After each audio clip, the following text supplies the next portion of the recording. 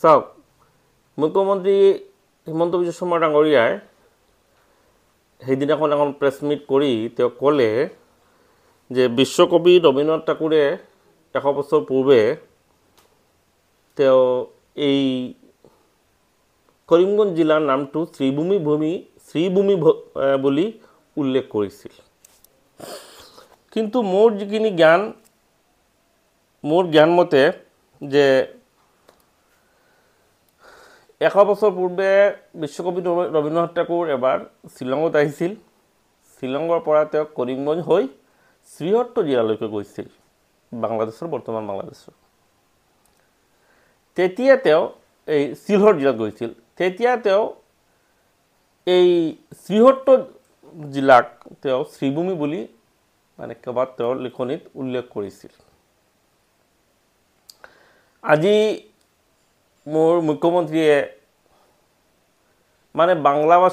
বাংলা ভাষাভাষী মানুহৰ প্ৰতি শ্ৰদ্ধা জনাই, বৰাকবেলী মানুহৰ আৱেগৰ প্ৰতি শ্ৰদ্ধা জনাই যিখিনি ডিচিশ্যন লৈছে বুলি তেওঁ কৈছে, মোৰ মতে এইটো এইটো এটা বেকুভাৱনা, এটা অন্ধভাৱশূন্য এটা কথা।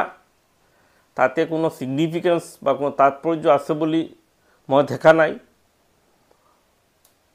এর মতলবটো বেলেগ, হবার মই মতলবটো পিছত কৈ আছোঁ। তো তেওঁ যিটো কথা কৈছে যে ৰবীন্দ্ৰনাথ ঠাকুৰে কৈছিল যে এই কৰিমগঞ্জ জিলাক শ্ৰীভূমি বুলি উল্লেখ কৰিছিল, এইটো অকাট মিথ্যা, এইটো কোনো ভিত্তি নাই, এইটো একদম পুৰা 100% মিছা কথা। 2 নম্বৰ কথা তেওঁ কৈছে যে বাংলা ভাষাভাষী মানুহ আৰু বৰাকবেলী মানুহ, বিশেষকৈ কৰিমগঞ্জ মানুহৰ দীৰ্ঘদিনৰ দাবীয়ে বুলি আছিল এইটো। আপোনালোক সাংবাদিক বন্ধুসকল, আপোনালোকে যথেষ্ট জ্ঞান ৰাখে। আপোনালোকে কেতিয়াবা শুনিছে নেকি যে কৰিমগঞ্জৰ মানুহে কৰিমগঞ্জৰ নামটো চেঞ্জ কৰি শ্ৰীভূমি ৰখাৰ কাৰণে কোনো দাবী কৰিছে? কোনো পলিটিকেল অৰ্গেনাইজেশ্যনে দাবী কৰিছে? কোনো সামাজিক সংগঠনে দাবী কৰিছে? বা কোনো ইণ্ডিভিজুৱেলে দাবী কৰিছে? বা কোনো এলাইট গ্ৰুপৰ মানুহে, কোনো বুদ্ধিজীৱী মানুহে এইটো দাবী কৰিছে যে এইটো হ'ব লাগে, এই শ্ৰীভূমি হ'ব লাগে? কৰিমগঞ্জতো কৰা নাই, বৰাকবেলী অন্য কোনো প্ৰান্তৰ পৰাও এনেকুৱা কোনো কথা বতৰা মোৰ দৃষ্টিগোচৰ হোৱা নাই।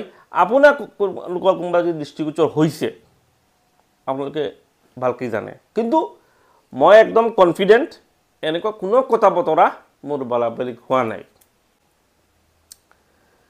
মুখ্যমন্ত্ৰীয়ে বৰাকবেলী যদি সঁচাকেই তেওঁ অকণমান এটা দায়বদ্ধতা বৰাকবেলী মানুহৰ প্ৰতি থাকিলেহেঁতেন, বৰাকবেলী মানুহৰ যদি ভাৱাবেগৰ ওপৰত তেওঁ গুৰুত্ব দিলেহেঁতেন, তেতিয়াহ'লে তেওঁ যে এই যে শিলচৰ ৰেলৱে ষ্টেচন যিটো আছে, সেই ৰেলৱে ষ্টেচনৰ নামটো বাচা শ্বহীদ ষ্টেচন হিচাপে নামকৰণৰ কাৰণে বৰাকবেলীত কিমান গণদাবী মুখ্যমন্ত্ৰীৰ ওচৰত, সৰ্বানন্দ সোণোৱাল থকা অৱস্থাত তেওঁৰ ওচৰত পেছ কৰা হৈছে।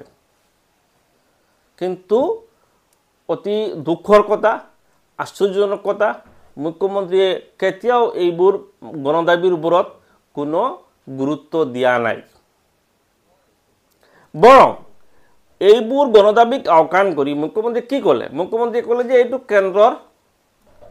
কেন্দ্ৰ এইটো কৰিব লাগে, এই ৰেলৱেৰ ব্যাপাৰত ৰাজ্য চৰকাৰৰ কৰিব লগা একো নাই।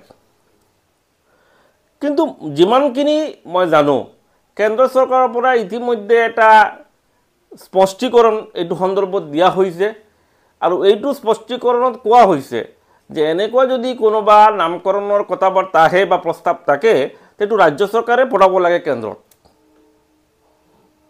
আৰু এই কথাটো ইতিমধ্যে পেপাৰ পত্ৰিকাতো আহিছে। মুখ্যমন্ত্ৰী ইমান দৰদ হৈছে বিশ্বকবি ৰবীন্দ্ৰনাথ ঠাকুৰৰ প্ৰতি, বৰাকবেলী মানুহৰ প্ৰতি। বৰাকবেলী মানুহে যে কিমান জ্বালা সহ্য কৰি আছে বৰাকবেলী এডুকেশ্যনেলি বেকৱাৰ্ড, ইকনমিকেলি বেকৱাৰ্ড, এই যাতায়াতৰ ক্ষেত্ৰত বেকৱাৰ্ড। আপুনি যদি ৰোডৱে হওক, ৰেলৱে হওক, আপোনাৰ বিমান পৰিষেবা হওক, সব ক্ষেত্ৰত বৰাকবেলী পিছুৱাই আছে।